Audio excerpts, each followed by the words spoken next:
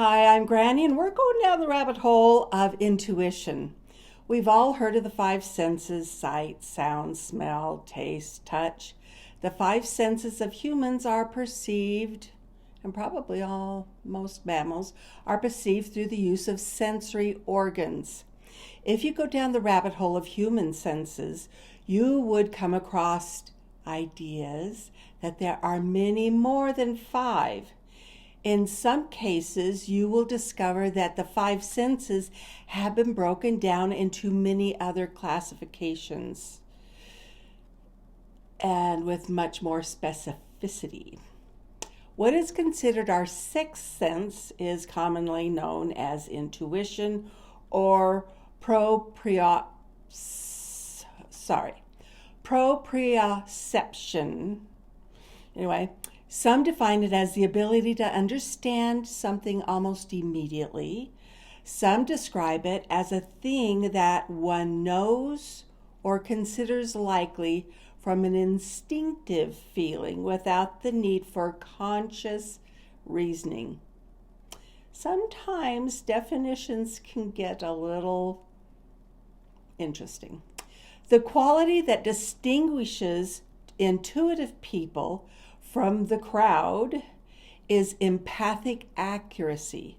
This super skill grants them a superior ability to understand people's thoughts and feelings. It isn't mind reading, but rather the capacity to comprehend body language, micro expressions, tone of voice at a much more sophisticated level. Joseph Banks Rhine, known as J.B. Rhine, like the river, was an American botanist who founded parapsychology as a branch of psychology. He founded the parapsychology lab at Duke University, also the Journal of Parapsychology, and the Foundation of Research on the Nature of Man, in addition to the Parapsychological Association. He was born in 1895 and died in 1980. He adopted the term ESP, extrasensory perception, to explain what he termed as psychic abilities such as intuition, telepathy, clairvoyance, etc. In the 1970s, I was working for a crisis nursery for abused infants as an assistant to the director and as volunteer coordinator. There were like 300 plus volunteers. In a discussion with one of the nurses, she explained the nursery's philosophy of how they fed the babies, the children. She told me about a couple of studies, one about babies given different consistency of formula, thin, thick, normal. The babies ate about the same number of calories regardless of its consistency. They also allowed babies to decide what foods they wanted to eat. The babies were given a variety of food which was weighed before and after it was given to determine the amount that was consumed.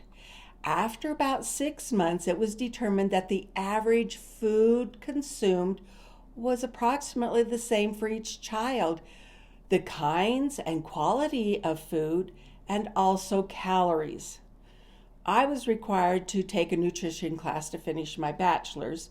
These same studies were shared in the class and other similar ones by the instructor, and she recommended that what was referred to as intuitive eating, which is how these children were being fed. When I was preparing for this video on our brain, I came across a statement by a scientist over his concern with different types of advertising. And what he shared is much more in depth than what I'm sharing now. About 2 years ago, he attended a conference organizing by advertising companies. These companies, and I believe he said around 80% of these companies, used what can be termed as emotional triggers to increase sales. That's interesting. I have noticed recently of the controversy surrounding intuitive eating. Have adults lost the ability to intuition because of conditions in this world? Is it possible that a child's ability to use intuition for eating is disrupted by attitudes of, eat your food, clean your plate, there's starving children around the world, or through advertising campaigns on TV, radio, stores? Studies have shown babies are naturally intuitive, but do they lose the ability as messages in their environment contradict their intuition? We are all surrounded with mixed messages. We are being told what we need, what fun things. We need the newest and latest gadgets, newest phones, cars, homes, better lifestyles. Drinking this will make you others envious, and come here to eat great food and you will be popular. It is necessary to understand the difference between our wants and needs. An addict would have a hard time figuring out what their intuition is trying to tell them. Is product placement in stores a form of manipulation, encouraging you to buy things you probably don't need? Can manipulation help us understand the interference with our intuition? Maybe we need to take the time to understand our emotions in order to understand intuition. Intuition and instinct are not the same thing, but they can both be important to our decision making and survival. The definition of instinct is a primal survival mechanism that's automatic and subconscious, driven by biological needs. Instincts are often a warning against danger, and they guide immediate responses to threats or opportunities. We've talked about the fight or flight response. One time I was watering the pigs. It was evening.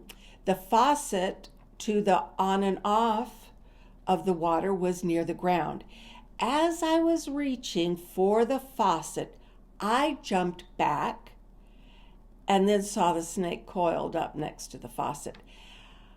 I believe it was instinct that recognized the danger of the snake and saved me from a snake bite. I did not perceive, recognize the snake and then jump back. I jumped back and then I was cognitive of the snake. I've lost track how many horses and cows friends and family members have lost because of snake bites. As they graze, they inadvertently scare the snakes and the snakes bite. Unless you catch the horse or cow before the swelling begins, they die because they breathe through their noses. They're not mouth breathers. When caught early enough, you cut a length of water hose and work it up their nostrils before the swelling closes those nostrils, preventing them from breathing and then dying. It's really a sad thing. Anyway, intuition is considered a higher order cognitive process drawing from inner wisdom and personal experience to generate insights and perceptions. And we've talked about perceptions. Intuition has been described as helping guide people toward future opportunities or decision making when facts are insufficient, meaning what you term a gut feeling. Although instinct and intuition have different origins, some say that people need both to live meaningful lives. Instinct has a biological foundation, while intuition is the result of experience and conscious development.